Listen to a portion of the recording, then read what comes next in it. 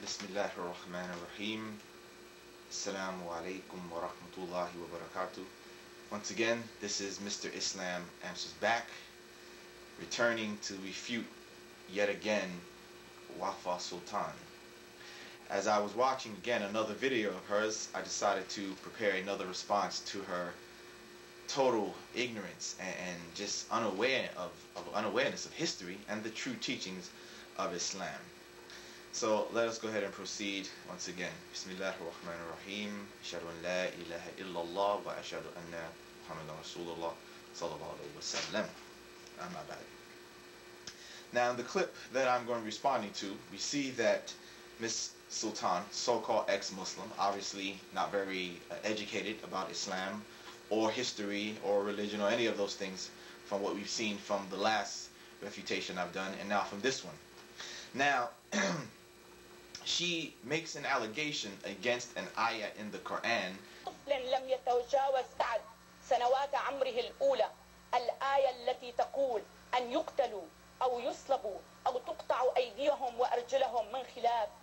بغض النظر عن تفسير تلك الآية وبغض النظر عن أسباب نزولها والزمن الذي نزلت فيه تكون قد خطوت الخطوة الأولى في طريق صناعة إرهابي كبير.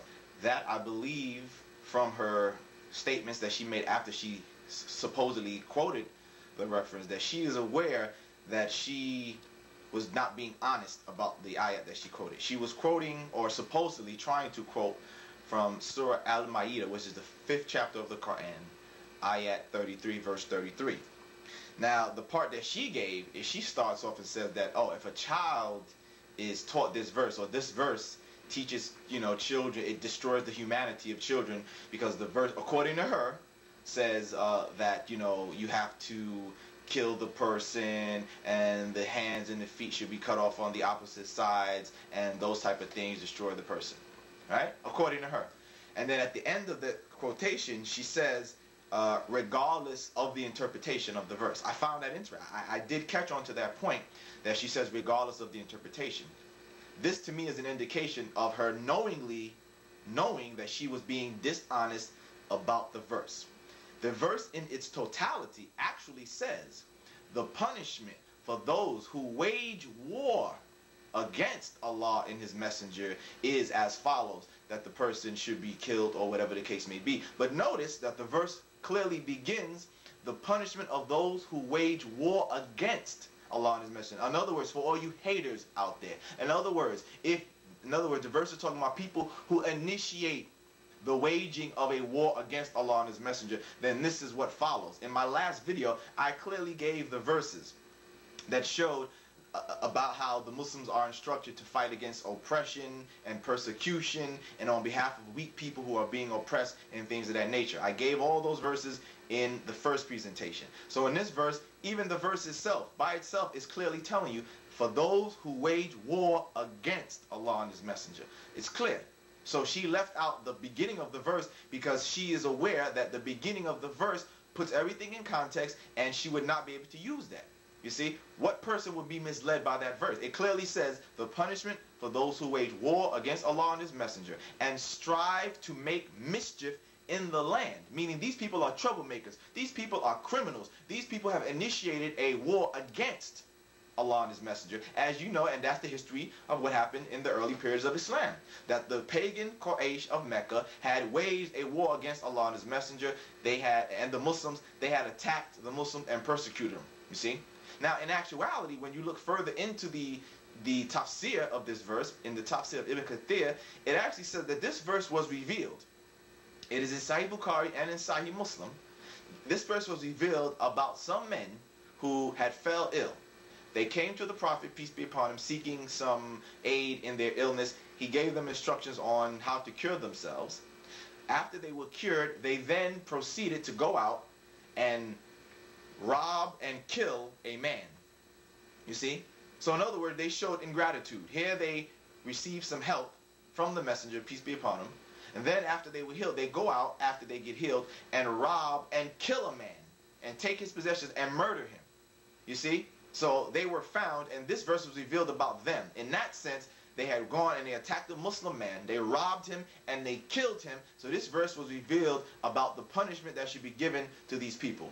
And how dare Ms. Sultan criticize that when here in the United States of America, we have the death penalty in many states, okay? There's the death penalty in New York, in Virginia, in Texas, in California. Many states do the same thing. They murder the criminal, or they put the criminal to death. And I have no problem with that as long as the person is justly tried and evidence shows that that's the case. So how could she come and criticize again? See, again, she's playing the game that the West, America is perfect, and hey, it does nothing wrong, and doing those type of things are barbaric, but yet the United States has the death penalty. Okay? So what, again, is she talking about? All right? And again, this is you can see this in the tafsir of chapter 5, verse 33. The clear verse is clear. She left off the beginning of the verse, and again, her words at the end of her quotation when she says, this is regardless of the interpretation, lets me know that she's aware that her interpretation is wrong and false, and you can teach that to any child, and the child will understand that this is the context, that it has to do with people who started trouble first, who are mischief makers, who are criminals. This is what the case is, okay? So, please. Now let's go to the next thing. Then the next thing, of course, she talks about the crusade, saying that the crusade was brought forward as a reaction to the Muslims, that the crusade started after these teachings of Islam. Again, Ms. Sultan and all of the other ignorant, non-history knowing bigots, okay? I gave you before, in 312 AD, Constantine, Christian emperor, okay, when he became the Christian emperor, he claims that he had a vision of Jesus Christ, and in this vision, Jesus told him to take the cross as his sign, and in the symbol of the cross, he should go forward and conquer. This was before the teachings of Islam, Miss Sultan.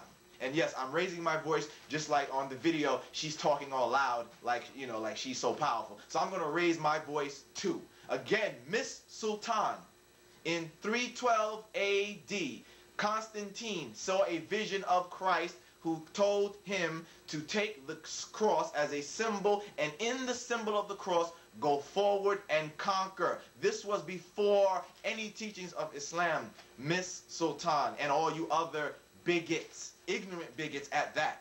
Okay? So what is she talking about? I don't know.